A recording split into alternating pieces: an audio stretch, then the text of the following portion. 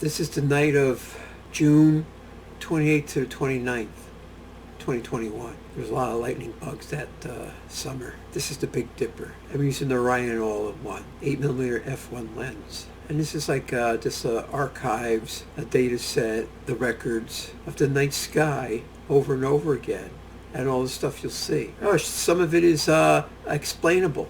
Absolutely. Oh, that's a lightning bug, that's a jet plane, that's a satellite. Some of it isn't.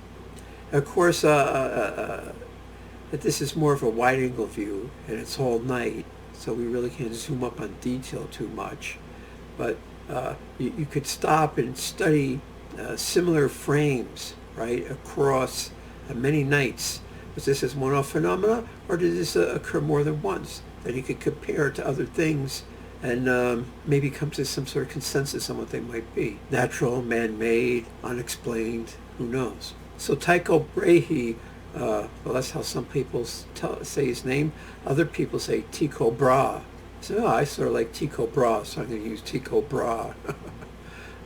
Well, he had an observatory, but it was all brass instruments, big giant rings with graduations marked on them. And then they used to use precision sticks and to line everything up, and they would sight a star. They have a known location, and they made a pattern. I guess it's right ascension declination, or maybe it's altitude and azimuth, I don't know. But they knew they could repeat these measurements within like 1 arc minute. That's how accurate your eye is. But he kept his information very secret because Copernicus, who was a contemporary of his, he was a Polish mathematician, and he wanted to use his data to plot the orbits of the planets.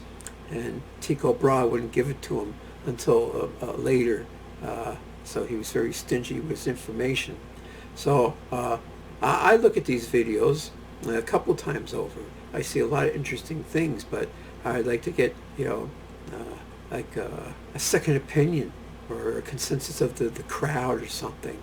Or other people could massage the data with powerful computers and extract information from them. I did a lot. I got hundreds of them. Not every night. I didn't do it every night, but every clear night I tried to do it for quite a while. I was off and on. Like I get into it like for 6 months or 8 months, lay low for a while, do it again, and this is all before Starlink. Oh my God, Starlink. Starlink's supposed to have 12,000 items in their constellation, and then there's other satellites. Amazon's going to have their own Starlink called Leo, and they're going to have at least 100 or more. There's going to be a lot of stuff up there.